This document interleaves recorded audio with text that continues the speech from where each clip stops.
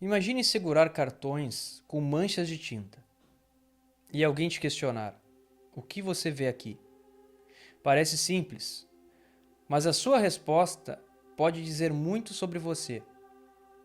Essa é a essência do teste de Rorschach, um teste muito antigo da psicologia. Ele já foi usado em diversos casos icônicos, como o de Suzanne Richthofen e o de Ted Bundy. Meu nome é Marcelo e hoje, no Submundo Mental, eu vou te explicar qual a origem desse teste. Hermann Rorschach, nascido em 1884, em Zurique, na Suíça, era um sujeito de destaque, não só por sua personalidade marcante, mas também por sua aparência. Alguns, inclusive, dizem que ele tinha uma certa semelhança com o ator Brad Pitt.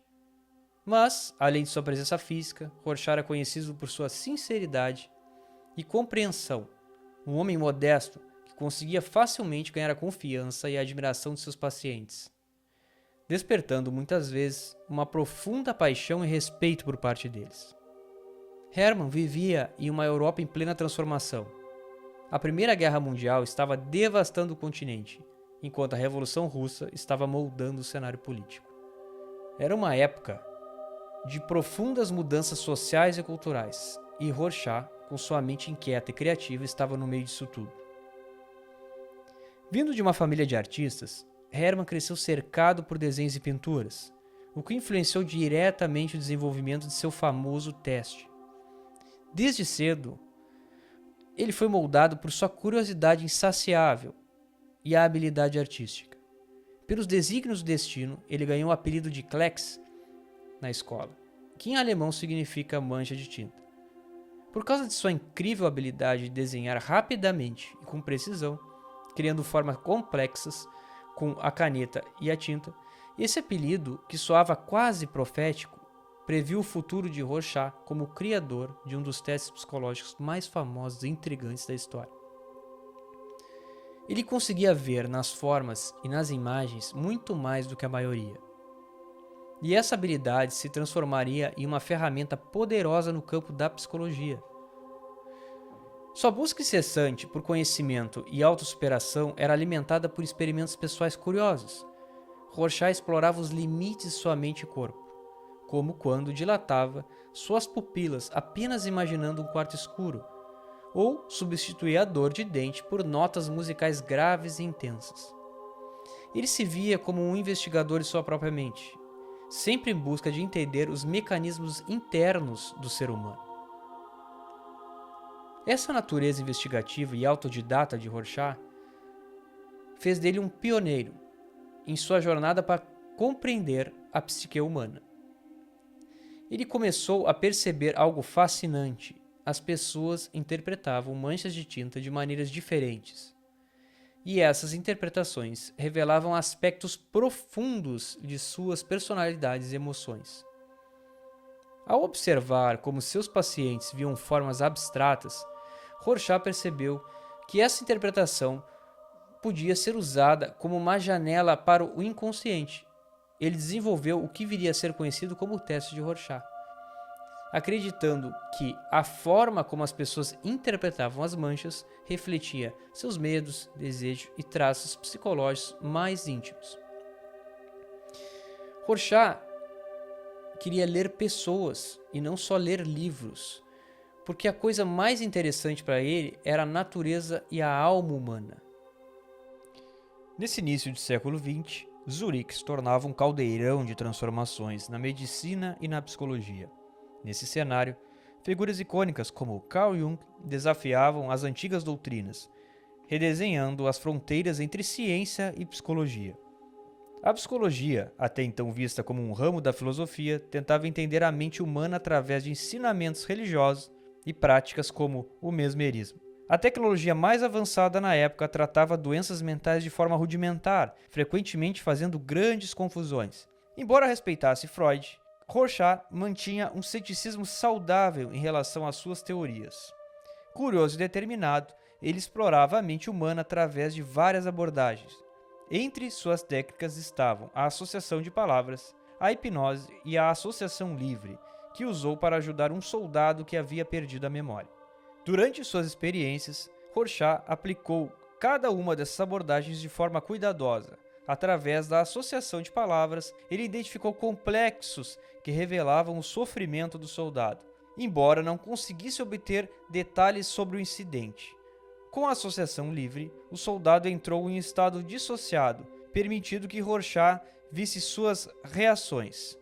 No entanto, foi na hipnose que a mágica realmente aconteceu. Sob este estado, o soldado revelou que havia sofrido um ataque epilético, explicando sua perda de memória.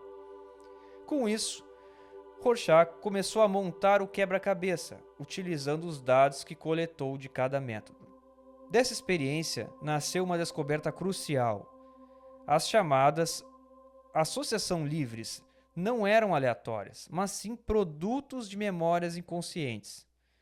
Hermann percebeu que cada técnica tinha um papel vital na compreensão do caso, e que uma análise completa poderia revelar muito mais do que cada abordagem isoladamente.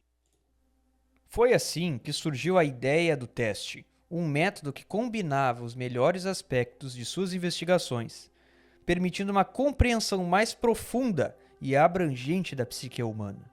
O teste de Rorschach não apenas revolucionou a psicologia, mas também estabeleceu novas fronteiras entre a ciência e a compreensão humanística do sofrimento. A história de Hermann nos ensina que, para entender a mente, precisamos olhar além dos sintomas, buscando sempre a singularidade de cada indivíduo. Para entender os peculiares desenhos do teste, precisamos saber que eles estão profundamente enraizados em tradições mais antigas de brincadeiras com manchas de tinta. Um precursor interessante e sombrio desse uso criativo da tinta foi o alemão Justinus Kerner, poeta romântico e médico, que, além de ser conhecido como um dos primeiros experimentadores do que chamamos hoje de Botox, também era famoso por suas Klexographen, ou manchografias. Essas manchas que ele acreditava ser capaz de revelar visões de um mundo espiritual. Embora Rorschach soubesse da existência de Kerner, ele nunca foi diretamente influenciado por suas manchografias. As manchas de tinta eram uma brincadeira comum entre intelectuais da época. No início de suas experimentações, as manchas de tinta de Rorschach não eram padronizadas. Os participantes desenhavam o que viam, e Hermann registrava essas percepções, da mesma forma que faziam com outros experimentos visuais. Rorschach sabia que o verdadeiro poder de suas manchas residia na simplicidade e na ausência de qualquer traço de habilidade artística evidente. Ele trabalhou diligentemente para eliminar qualquer sinal de intervenção manual. As manchas não deveriam parecer feitas. A impessoalidade era fundamental para que as manchas funcionassem como um espelho da mente de quem as observava. As cores também desempenhavam um papel crucial no mistério das manchas. Como podiam surgir nuances tão vibrantes e ao mesmo tempo desconcertantes em um simples borrão de tinta? Ele sabia, a partir de sua experiência no hospital psiquiátrico, como navegar pelas sensibilidades dos pacientes. O grande trunfo das manchas de tinta era que elas podiam ser conduzidas como um jogo, um experimento lúdico que, ao mesmo tempo, revelava as profundezas da mente. Até mesmo os pacientes mais fechados, aqueles que não respondiam a outros testes, muitas vezes se mostravam dispostos a participar. Em sua busca, Rorschach percebeu que o foco não era a imaginação das pessoas, mas sim a sua percepção. Ele não queria saber o que as pessoas inventavam ao olhar para as manchas, mas o que elas realmente viam. Assim surgia a pergunta que mudaria o jogo: o que é isso? Ou o que pode ser isso? Simples, mas poderosa, as manchas eram sugestivas o suficiente para que houvesse uma infinidade de respostas possíveis. E foi aí que as respostas começaram a revelar mais do que ele jamais imaginou. De repente, aquilo que era apenas um experimento tomou uma nova forma. As respostas das pessoas passaram a oferecer vislumbres de sua inteligência, personalidade e até de distúrbios mentais profundos. O que começou com um exercício empírico de simples observação rapidamente se transformou em um teste psicológico de fato. Ele descobriu, quase por acidente, que diferentes tipos de pacientes e até pessoas saudáveis com diferentes personalidades reagiam de maneiras consistentes e reveladoras. Com o tempo, Rorschach começou a perceber padrões. Ele não era apenas um inventor curioso, era um observador astuto, capaz de reconhecer conexões sutis nas respostas que os outros talvez ignorassem. Quando ele notava algo distintivo em sua resposta, ele testava novamente, ajustava as manchas e assim o experimento evoluía. Ele foi refinando o teste de forma intuitiva e metódica, desenvolvendo uma maneira de captar nuances que escapavam à maioria dos outros testes psicológicos da época. Entre suas descobertas mais intrigantes estava a forma como as pessoas reagiam às cores e aos movimentos percebidos nas manchas. Respostas focadas na forma eram comuns, outras se concentravam na cor, mas a verdadeira mágica estava nas respostas que misturavam cor e forma, onde se poderia integrar a cor e a forma de uma maneira complexa e emocional. Rorschach também ficou fascinado pelas respostas de movimento. Em vez de apenas escrever algo estático, algumas pessoas viam ação nas manchas. Para ele, isso era mais do que uma descrição poética, era uma janela para a maneira como essas pessoas percebiam o movimento e a vida. Ele acreditava que essas respostas de movimento eram uma espécie de alucinação reflexa, como se as pessoas se projetassem fisicamente nas cenas que viam. E então havia as respostas mais enigmáticas, aquelas que não se encaixavam em nenhuma das características usuais. Quando alguém olhava para uma mancha de maneira incomum, Rorschach sabia que estava lidando com algo profundamente psicológico, uma revelação do inconsciente. Com o tempo, ele desenvolveu um sistema para catalogar essas respostas. Ele observava quantas respostas as pessoas davam, se rejeitavam uma prancha ou se focavam em detalhes minúsculos. O conteúdo das respostas também importava. Algumas pessoas viam figuras humanas, outras animais e outras ainda partes do corpo. Mas para Hermann, o mais importante era como as pessoas viam, mais do que o que elas viam. Ele estava mais interessado na precisão da percepção. Por fim, Rorschach se fez uma pergunta crítica, que ressoaria em toda sua obra. Quem decide o que é razoável? Ele sabia que precisaria de muitos testes para evitar julgamentos subjetivos. Apenas assim ele poderia estabelecer um padrão objetivo para o que era considerado uma resposta boa ou ruim.